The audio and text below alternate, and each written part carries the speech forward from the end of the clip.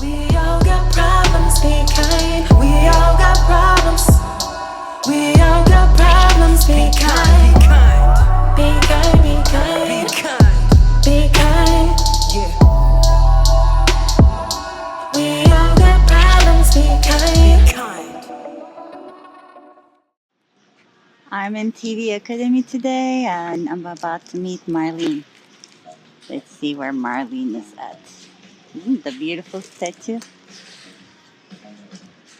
And there is an event here today.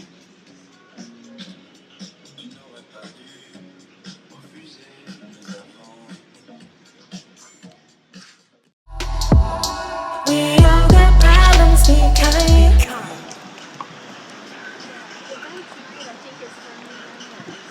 Oh, and you know who was up here last night? Because they had to break it up into 2 nights. Was Christopher Callahan, who filmed our yeah. Firstly, hi ladies. Thank you so much for meeting me today at TV Academy. This is amazing. Would you first introduce yourselves? Hi, my name is Marlene Sharp, and this is JUDI UTTAL. Hi, and I'm the founder of Autism and Entertainment. What do you do in Autism and Entertainment, Ken? Well, we're about changing the world. What we want to do is increase employment for individuals on the autism spectrum in the entertainment industry. That's amazing. And how about you? What's your role in here? I work with JUDI on outreach and also PR, marketing, and special projects. Wonderful. And I saw you guys attended the CalArts career event. Did you get a lot of CalArts students out of there? Oh yeah, we met a lot of CalArts students, and we got to meet there's a career club for people with disabilities, and so we had some meaningful conversations there too. So it was a wonderful day. That's amazing. And you said, Judy, you've been doing this for a very long time. Can you tell us a little bit how things changed? Well, I haven't been focused on the autism and entertainment. That's really been maybe 4 years that I've been focused on that, but I've been focused on helping individuals on the autism spectrum and their families for, gosh, maybe 12, 13 years. That's great. And, yeah. Go on, I'm sorry. No, you asked how has it changed. I think the way people perceive autism has changed a lot over that time period. I think in the past they looked at it as a diagnosis or something that's wrong, and now I think people look at it as just a difference and about how their minds are wired differently and they think differently and they bring different things to the table. So I think that the perception is the biggest change in the last 13 years. Do you agree? Oh yes, yes, definitely. We're making little steps, baby steps towards a larger goal.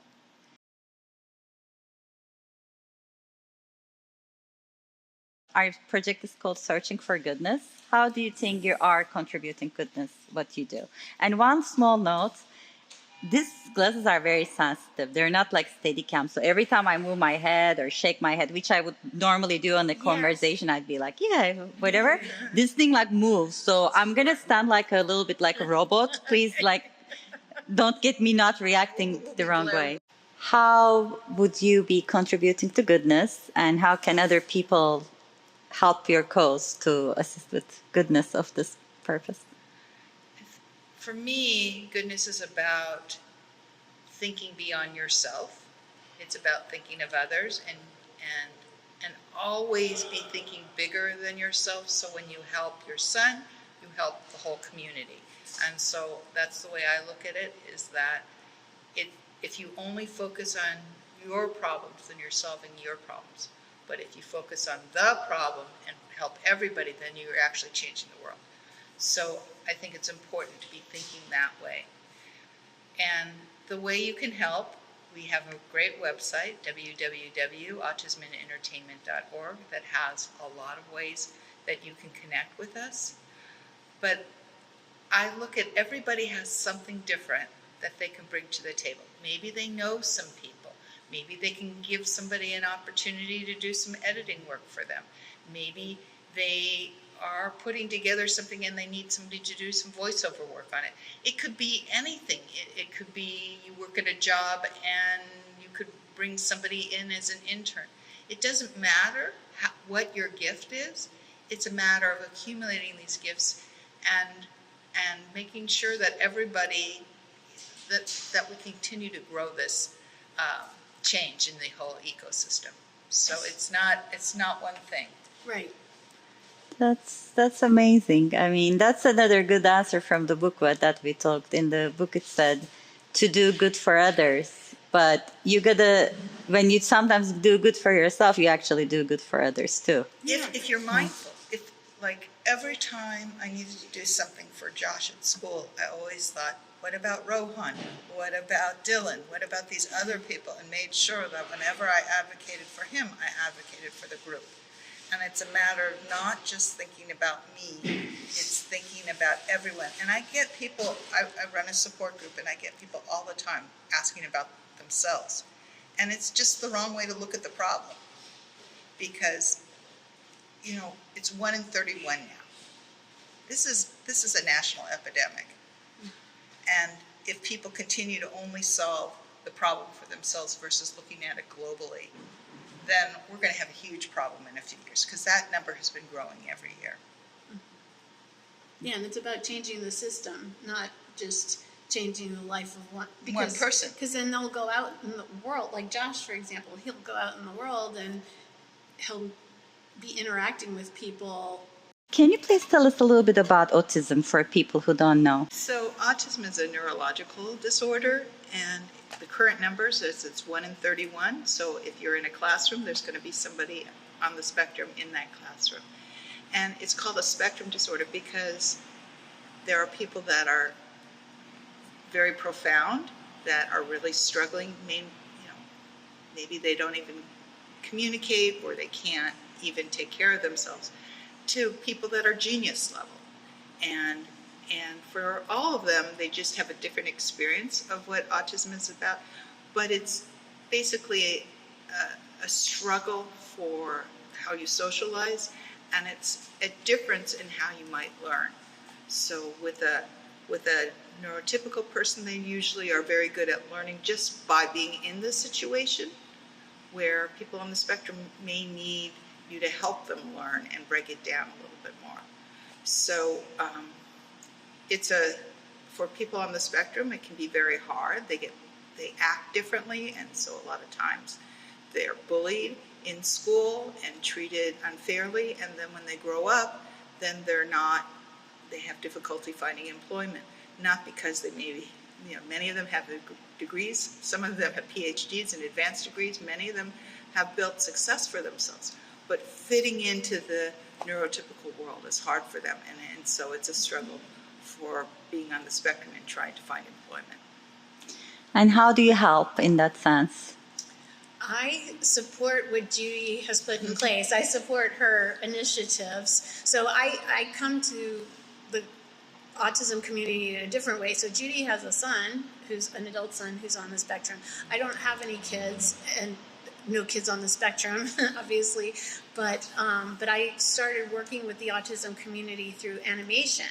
So one thing that I've just observed in my career as a producer of animation is that there's a lot of interest in and affinity for animation and art within the autism community. And I became a consultant for a program that teaches adults on the spectrum about animation. And so through this other program, I got to meet Judi and was really interested in what she was doing at the time that we met.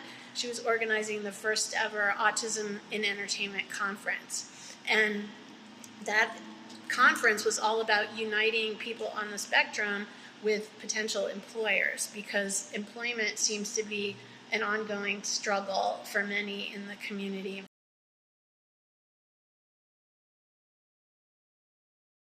So I'm curious, we know a few, like a reference. I know Rain Man was a movie I watched when I was a kid, and I know Greta Thunberg came out as being autistic. Like, what are some other signs? How do we know? Okay, so many cases of autism are diagnosed as children, and they can diagnose as early as 2 years old. In fact, they even say they can do it earlier. And a lot of that has to do with how they interact with the world, how they communicate or don't communicate. So, like, one child would be playing with someone and playing together, while the other one might be just lining up rocks and observing how things are. So you kind of just see certain behaviors, and that's when they're young. Then How about their IQ levels? Does it have to do with it- IQ? no, No. not necessarily. There are people on the spectrum who have a low IQ, and then there's people on the spectrum who have genius IQ. So it's not really a determinant of IQ. There's another group of people that get diagnosed later. Oh, and I should mention also that of those diagnosed, it's primarily men. So it's about 80% male and 20% female. So a lot of times females are not necessarily diagnosed. Then there's a whole group of people who, as they age, they get diagnosed. So there might be people that as teenagers, they get diagnosed. And that may be associated with how they're behaving at school or how they're interacting with their family. And they just notice that they're having trouble connecting to other students, and it's a social thing. And they may do very well academically, but they're having problems, and as the parents try to work through what is the cause of this problem, they may get a diagnosis. And then there's a group of people that are adults, and a lot of times the clues come from dealing with their children. When my son was diagnosed, they said there was no genetic connection, but there is a genetic connection. So a lot of time, Jorge Gutierrez is a good example. He was having his son diagnosed, and it was as he was looking at the clues for his son, he realized that was who he was.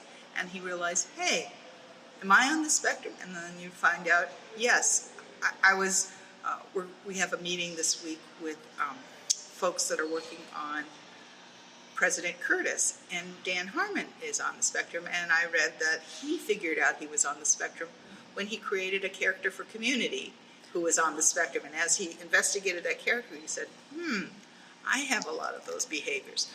Yeah. So, and then finally girls, a lot of times they go undetected. Part of that is because they're not looking in that for girls, because it's so dominant in terms of being a male-dominated diagnosis.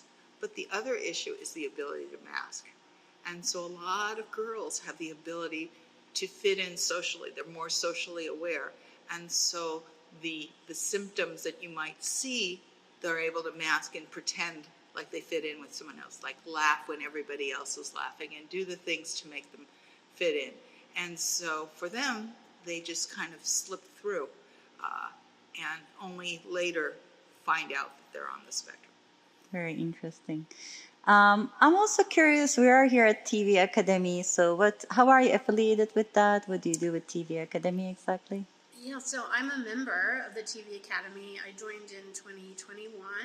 I'm a member of the Children's Media Peer Group, so that means that a good chunk of my career has been spent working in children's media, a lot of animation and merchandise-driven entertainment, so series that are meant to promote toys and games and sell them to children and their families. And so I've worked as a creative executive, writer, producer, and so I joined the Academy in 2021, and then last year I became the co-lead of a new initiative at the Academy called Affinity Groups. So the Academy started 12 different groups to serve different cultural identities. So I'm the co-lead of the Disability, Accessibility, and Neurodiversity group, and we've got about 200 members from the general population of the TV Academy. So the TV Academy these are the Emmys people, and but there are 11 other groups besides mine. So there's a women's group, there's a veterans group, there's LGBTQ, there's Latinx, there's African Americans, there's all these different groups, really created to fill the gap where studios and production companies have decreased the number of DEI initiatives, the diversity and inclusion initiatives. The TV Academy, to its credit, has really stepped up, and we're trying to build awareness, but also keep people employed and create new jobs, hopefully.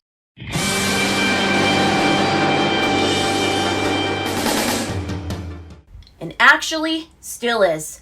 And I'm beaming into Multicon to roast my least favorite Pokemon on Earth. Victory Bill. Ugh.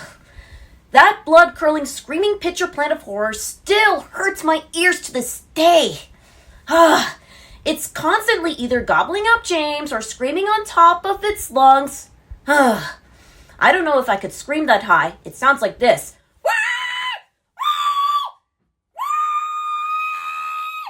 Well, I had enough of that blood-curling, screaming picture plant of horror. I'm out.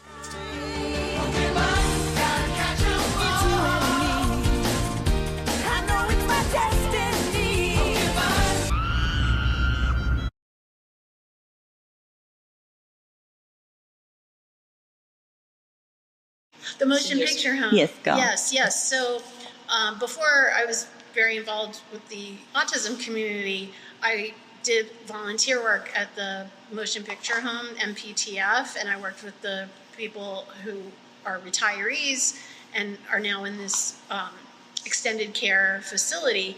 And so a lot of them are really accomplished in the entertainment business, but they're in advanced age, and some of them are, their health has been impacted and so forth, but they still want to work and do stuff that they did when they were younger and active in their careers. And so I worked in a TV studio on site where we would do projects with the residents, and a lot of them were just so grateful that somebody was talking to them.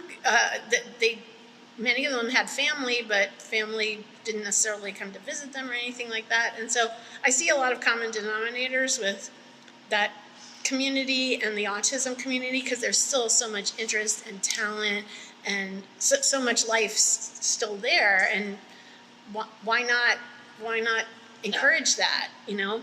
So yeah, just trying to follow the golden rule and treat others the way I would want to be treated. That's it. That's the secret sauce. That's a beautiful rule.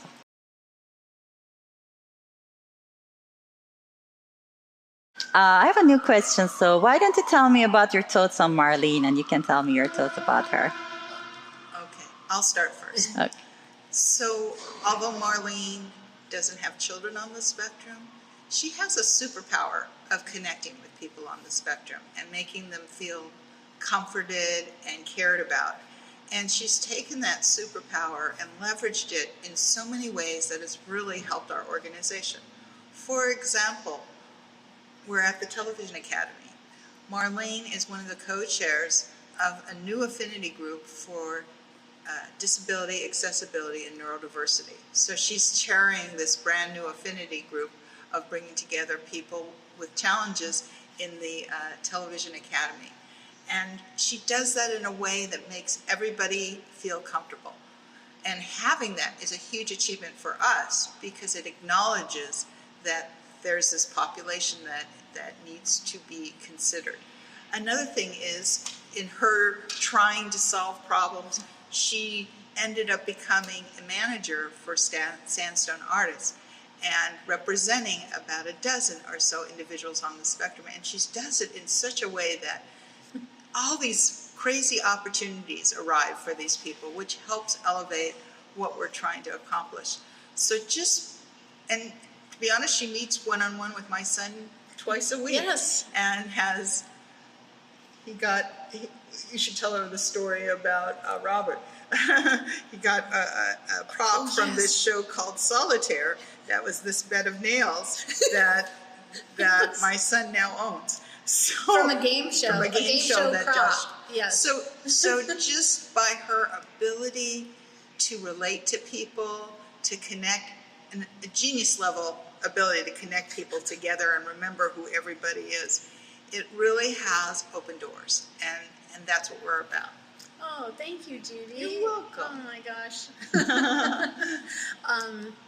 I'm a little Emotional. and speechless, but I don't feel like I have any superpowers. I just the superpower is the golden rule. Like, treat others the way you would like to be treated.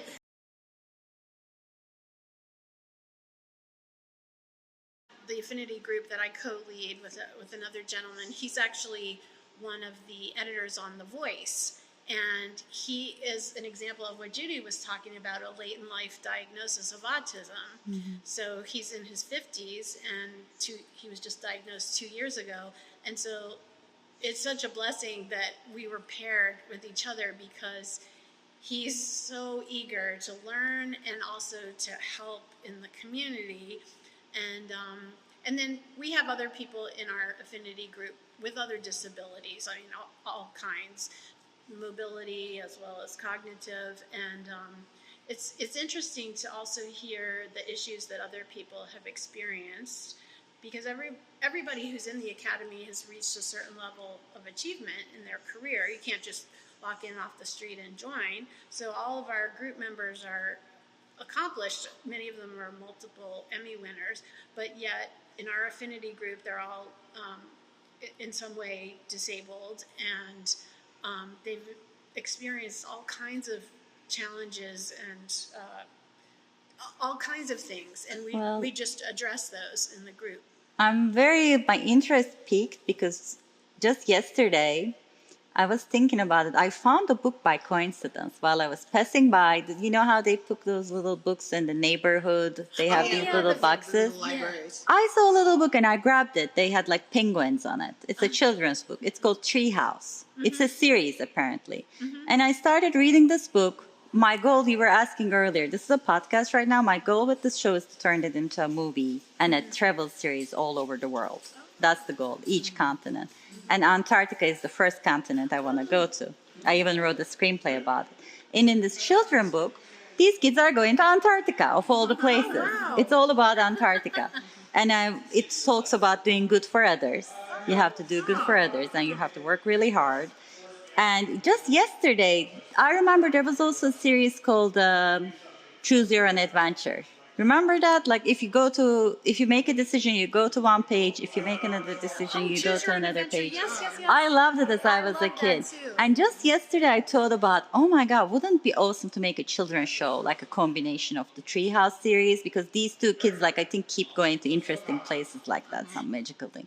Like, would you be interested in something like that, as you have producing experience with children's shows and everything? Yeah, in fact, the Treehouse book that you mentioned, is it called The Magic Treehouse? Yes, yes. So I'm sorry, that's right.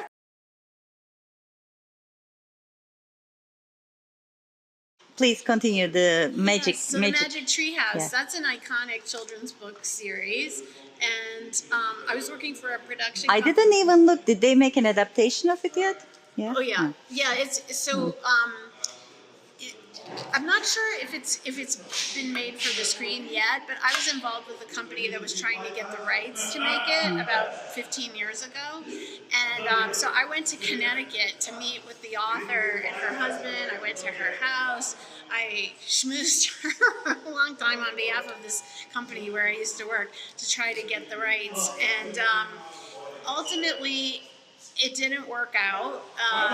But I think right after I was dealing with her, a lovely lady and very talented and accomplished, she did a stage production of it in Japan. And then not that long ago, maybe in the last year or two, there's another company that acquired the screen rights for it and was either making a series or a movie maybe, or something like that. And but yeah, I almost worked on it. That's the point. I almost worked on an official something of the Magic. It just didn't. Yeah, I worked on it. It just didn't happen. I might be after that, so be prepared. Be prepared, because that was such an interesting coincidence to me, and I liked it. I started reading it, and I'm like, this would be great for kids. Yeah, and And the name of the author is escaping me now. I didn't think I'd ever forget it, but I wrote it a down. lot of it's like three. She has three names. It's like something. It's a hyphenated Yes, last yes, name. yes. And she didn't create the series. The publishing company came up with the idea, and they hired her to write it. And this was the greatest triumph of her career. Mary Pope Osborne. Yes, Mary Pope Pope Osborne. Osborne. Yes, Mary Pope Osborne.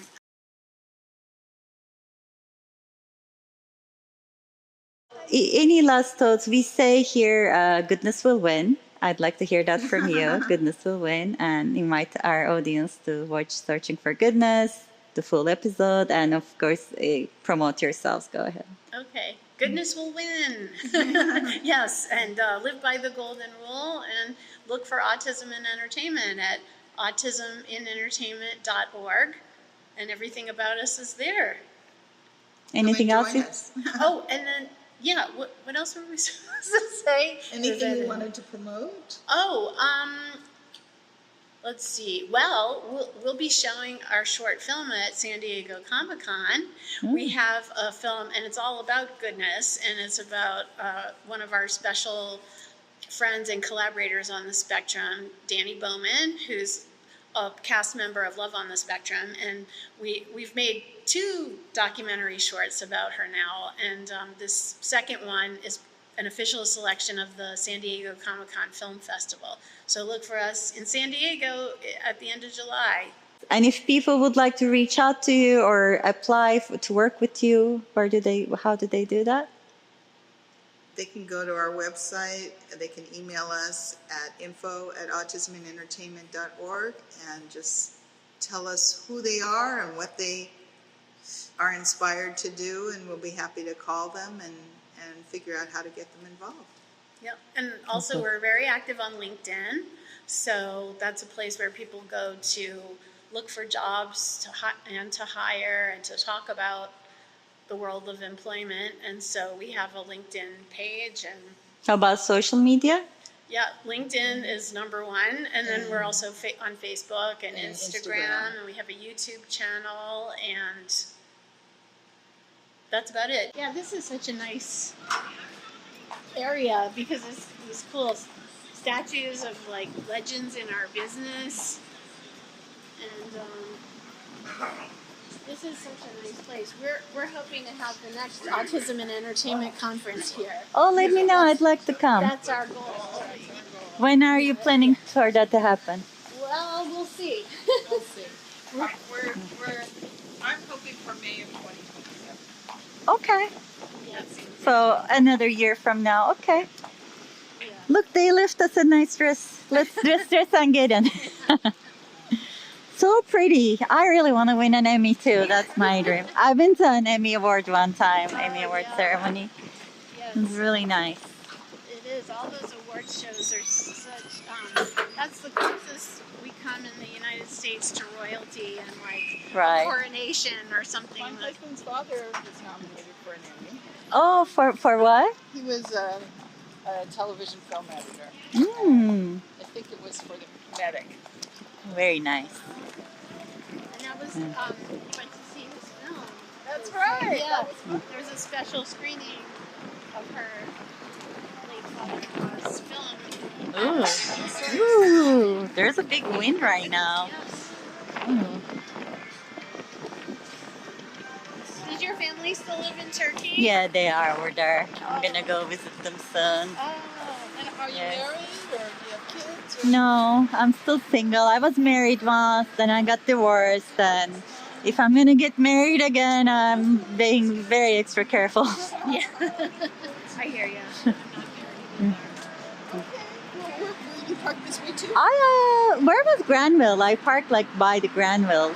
Oh, Granville. It's Granville's that on the way. other way? Okay. Yeah, it's across the street. Okay. over there. All right. So, Bye. Thank you, Very Bessy. nice to this meet is so you. great. Yeah. Very nice to meet you. Take care. Yeah. You and take we'll care be too. connected on the videos and all the other stuff. Okay. Have a great day. Bye bye.